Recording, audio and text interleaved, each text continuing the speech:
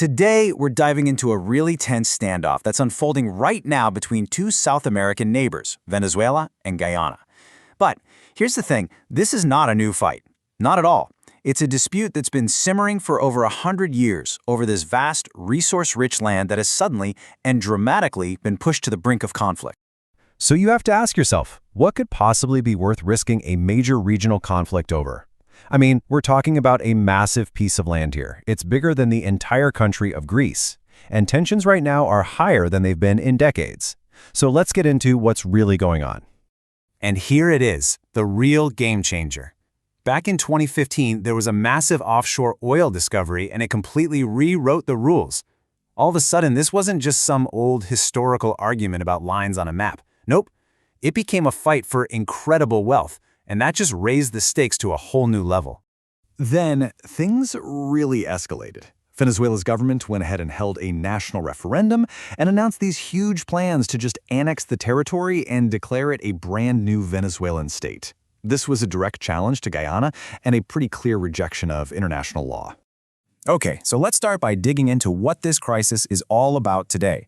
Because again, this isn't some new fight that just popped up. It's more like an old fire that's been reignited with a whole lot of new fuel. So what is Essequibo exactly? Well, it's this huge region, mostly dense jungle and coastline, and it is incredibly rich in natural resources. We're talking oil, gas, gold, timber, you name it. But here's the key fact. It is controlled by Guyana, but Venezuela has been claiming it's theirs for over a century. Now, to really grasp what's at stake for Guyana, just look at this number, 2/3. Essequibo makes up a staggering 2/3 of the country's entire landmass. Losing it wouldn't just be losing land. It would mean losing the nation as they know it. It's an existential issue. To really understand what's happening today, we've got to go back in time, way back. It all started with a legal ruling from over 120 years ago, and that ruling is at the very heart of this entire dispute.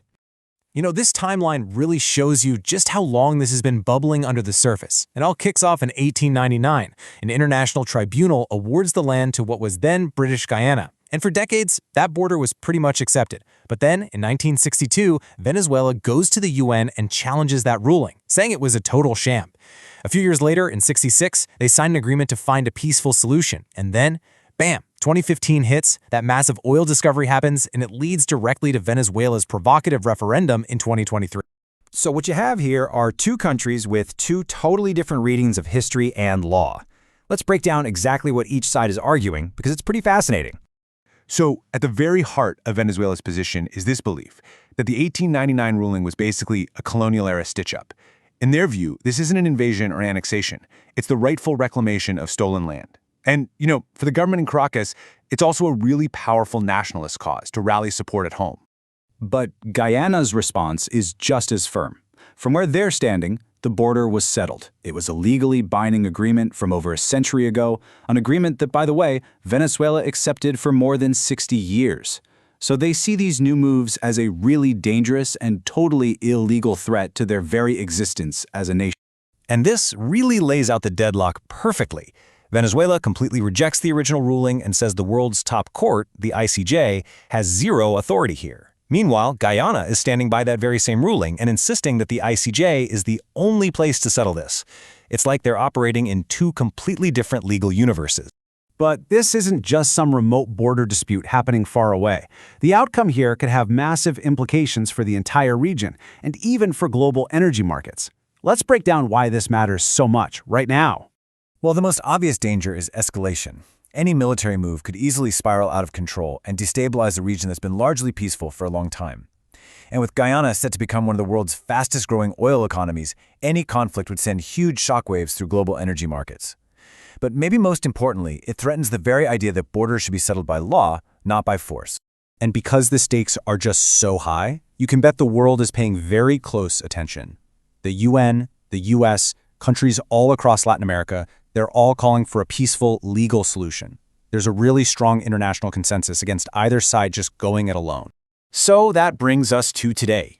The rhetoric is heated, we've seen troops being moved, and honestly, the future is deeply uncertain. So, what happens now in this unwritten chapter of a very old story? Right now, the main path to a peaceful outcome runs straight through the International Court of Justice, the ICJ.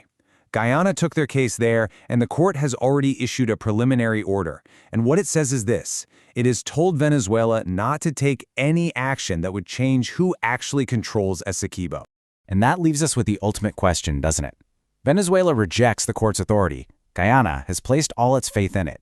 So, will the future of this territory be decided by law, or will it be decided by force? The answer to that is going to have consequences that ripple out far beyond this one border.